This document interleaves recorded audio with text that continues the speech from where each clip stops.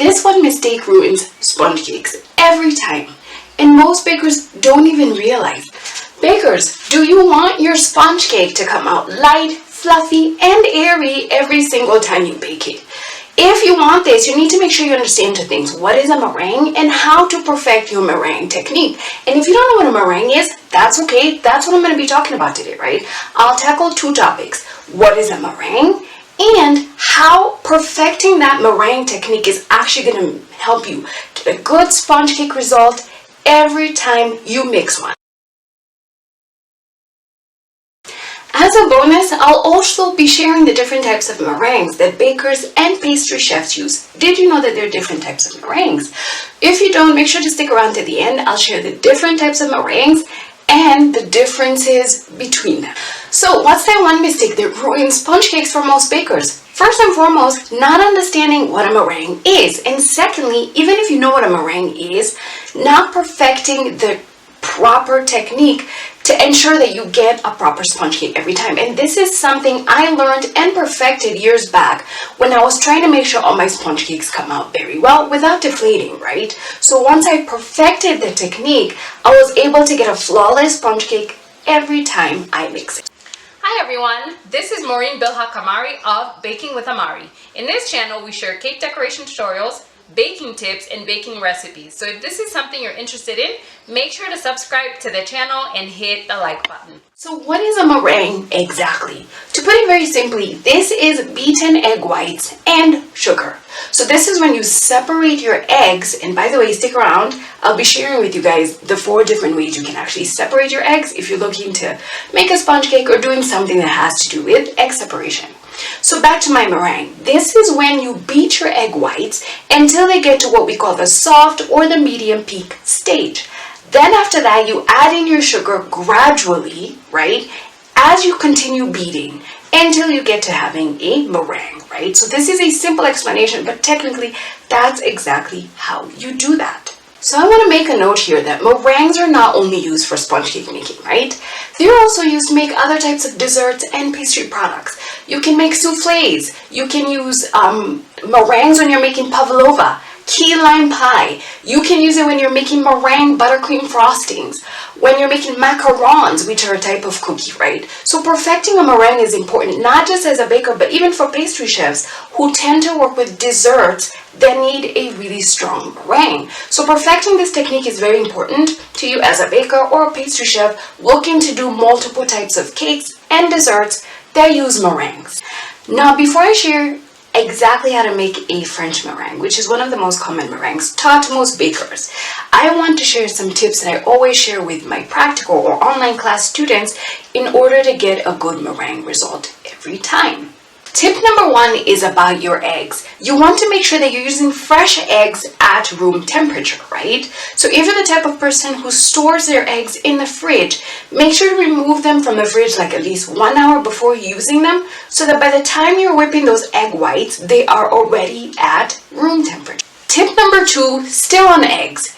When you're separating your eggs, make sure that you do not contaminate the egg whites with the egg yolks. I repeat, do not contaminate your egg yolks with the egg whites. If that happens to you, like some egg yolk leaks into the egg whites, set that egg aside and get a fresh egg to separate, right? That contamination can mess up your meringue when you're doing your actual mixing. So my third tip for you is use the correct tools in the correct condition. So since you'll be whipping in a bowl, make sure you're using either a glass bowl or like a stainless steel metal bowl.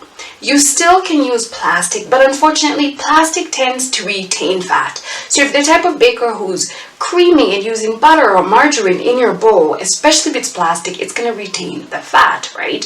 And usually when we have fat in a bowl and we're trying to whip those egg whites, what happens is that they become more soupy than foamy, right? It ends up being more of a soupy mixture than it is a foamy mixture. It doesn't double in size. So you want to make sure that your tools are very clean and free from fat. Now, a tip I share with my students is that if you really have to use plastic, what you can do is get some vinegar. You can use lemon juice, but vinegar is easier to find. Just get some vinegar, put some in like your kitchen cloth, and make sure you wipe the inside of your bowl, and also the whisk, like the part that's going to be mixing the whisk, or the beaters that you're going to be using, so that you can make sure you've got all the fat that might possibly be there. Please note, there is some commercial kitchens that actually have tools set aside just for meringue making. That's how important it is to make sure that there's no fat in your bowl, right? And if you're looking to get that master perfection when it comes to meringues, you can even use a copper bowl, because the irons in your copper bowl react very well with your egg whites to get you that very foamy, very doubled or tripled volume you're looking for when you're making meringue. So make sure you use correct tools and make sure there's absolutely no fat in your tools that you're going to be using.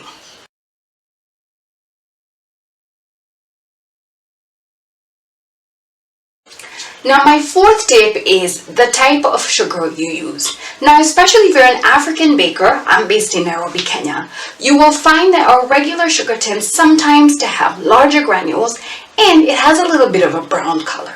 So what I tell bakers to do, and I do myself, is when you're sourcing for sugar, right, when you're purchasing your sugar, make sure you find sugar that has finer granules and is more white than it is brown, right? So this is going to give you a good meringue.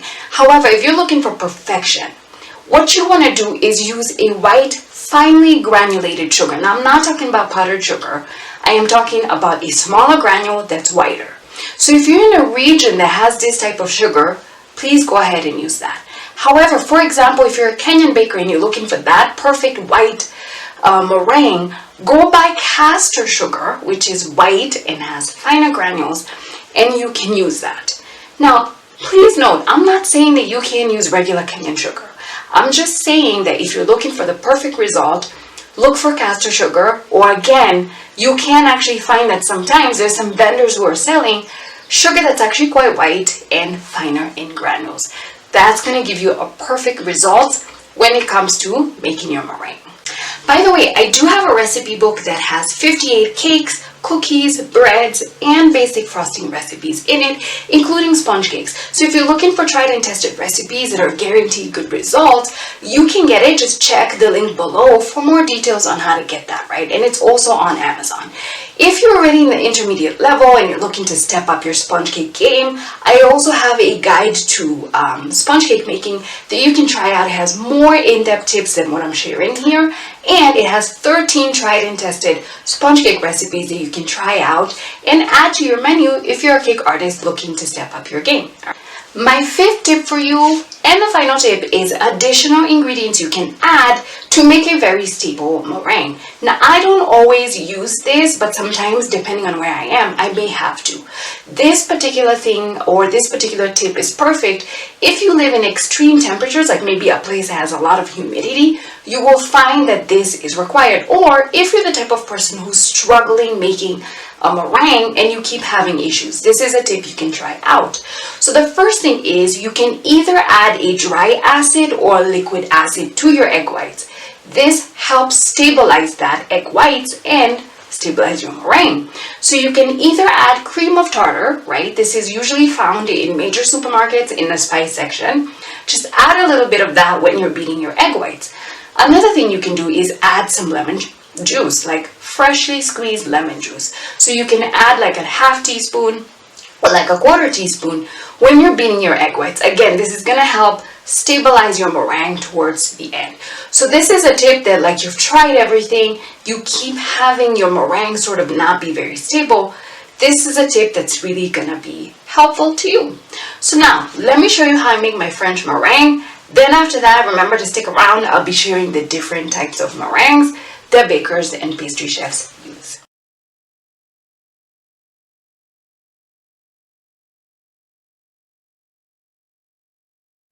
So what you want to do first when you're making your meringue is make sure you've cleaned out your eggs very well. They're nice and washed.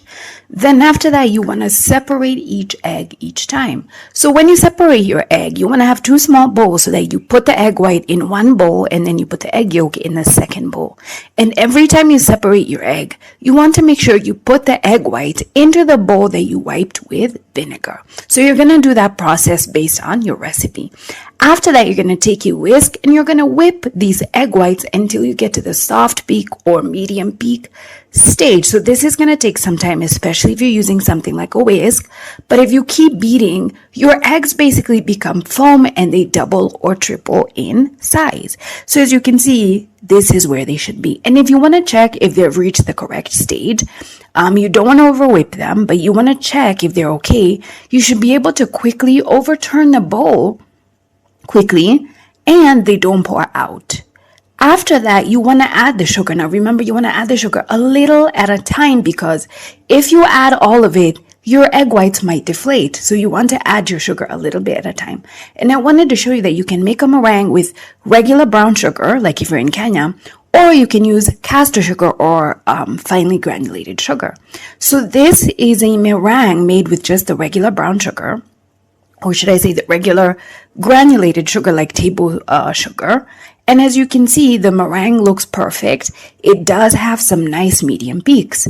You can also do the same with a mixer and caster sugar. As you can see, I have caster sugar here. Same exact process, double in size when it comes to the egg whites, and then start adding a tablespoon at a time. And as you can see, it turns out just perfectly fine. Of course, when you do it with a caster sugar, it's very, very white in color, but they end up having the same effect. Now that you've seen how to make a simple meringue, I'm curious, if you're a baker who already makes meringue, is this the type of meringue you make, or which one do you make? Comment below and let me know, right? And if you do try it out, you can just post and tag me on social media. I'm on Instagram, Facebook, TikTok. Just tag at Baking with Amari if you do try it out. Now that I've shared one of the simple meringues, I'm coming to the bonus that I promised, which is sharing the 3 types of meringues that bakers and pastry chefs all over the world use, right? So one is the one I've shown you, that's not a cooked meringue, and then I'm going to share 2 others that are actually cooked meringues, okay? So the first meringue is the French meringue. This is the meringue that I just taught you how to make. This is when you take egg whites and you beat them until foamy, right, until they get to the soft or medium peak stage. And then after that, you gradually add sugar while beating to make your meringue. So this meringue tends to be light, it tends to be airy. However, it is the most fragile meringue, right? Especially if you're not going to bake it. If you leave it out for long, it's going to break apart, right? So it tends to be fragile until it's baked. So if you're doing this for the desserts, this is not a great idea because, again, it's quite fragile. This particular meringue is perfect for baking sponge cakes, right? Like a biscuit or a chiffon cake. And it's also used for desserts that are going to be baked like souffles. So this is a beginner level meringue making technique, and it's perfect for somebody who's getting into sponge cake making or meringue making techniques. So the second meringue is the Swiss meringue. Now for this particular meringue, it is a cooked meringue, right? You take egg whites and the sugar together and you're going to put them in a bowl. Then you're going to use a double boiler, right? You either have a hot pot with hot water and then you put your larger bowl on top and you're using that steam to heat up the eggs. Or if you want to be safer, you can just take 2 bowls, a smaller bowl with hot water, and you're using the steam to heat up the bigger bowl, which has the egg whites and the sugar. And the heat in this case is used for 2 parts. First and foremost, you want to dissolve that sugar. Secondly, you also want to use the heat to actually aerate your eggs. When heat is introduced, your eggs tend to whip up and aerate faster and better, right? Another benefit to this is that you want to take the temperature like between 140 to 160 degrees Fahrenheit or like 60 to 70 degrees Celsius. And what this does is that it actually pasteurizes your eggs so that this meringue is actually safe to consume without cooking it, right? So that's something you want to know. Now, the thing you want to note about this is you don't want your eggs to get scrambled. You don't want scrambled eggs. So you want that heat to stay between that, the degrees I just mentioned, and you don't want it to start cooking. So because of this tends to be an intermediate level meringue for most people, because sometimes you get it wrong and the bottom of your bowl actually starts cooking the eggs, and you don't want that. So it's something you want to learn and practice over time and perfect. So this type of meringue is perfect for like SMBC, right? Swiss meringue buttercream, because this is not going to be cooked, so it's going to be safe to use. It tends to give you a very nice, shiny and glossy result. However, it's not going to be as airy as a French meringue, which is okay though. It's a bit dense. However, it's going to be very, very stable. That means it's not going to fall apart. You can just leave it somewhere and it's going to hold shape correctly. So again, this is a more stable meringue, and it is more of an intermediate skill when it comes to bakers and pastry chefs. So this is one of the meringues that I teach people in our 6-month online cake artist program, because I teach you how to make a Genoese cake. So a Genoese sponge cake is one of various types of sponge cakes that actually I'm going to link below. There's a link below for a video I did on the different types of sponge cakes in this channel. So Genoese is one of the cakes I teach you in the 6-month online program. If you're interested in that, also check the link below for more details. So the third meringue to know is Italian meringue. So for this one, you want to take egg whites and beat them till a soft speak. And then what you want to do is add a hot sugar syrup that is in the soft ball stage. So this means it's a sugar syrup that's been heated to about 118 degrees Celsius or like 245 degrees Fahrenheit. And you want to slowly add that to the egg whites as you beat them until it becomes cool and stiff, right? So this tends to be a very stable meringue, again, because it's cooked and it is pasteurized, right? Because this sugar syrup was at a specific hot temperature, right? So this is a meringue that's going to be very light, very shiny, and just like the Swiss meringue buttercream, Swiss meringue, it tends to be quite stable. Because of this, people tend to use it for something like IMBC, which is Italian meringue buttercream. Also, some people tend to use this meringue to make things like macaron cookies, because again, this is a very stable meringue. Some people also use it for something like lemon meringue pie, or even cold desserts such as mousse, because mousse doesn't get cooked. So this is stable and it is quite pasteurized. So a lot of people tend to use this for those types of desserts. Please note, because this does have a high learning curve, especially on making the type of syrup, this tends to be an advanced level type of meringue making skill. However, it is the most stable meringue that there is.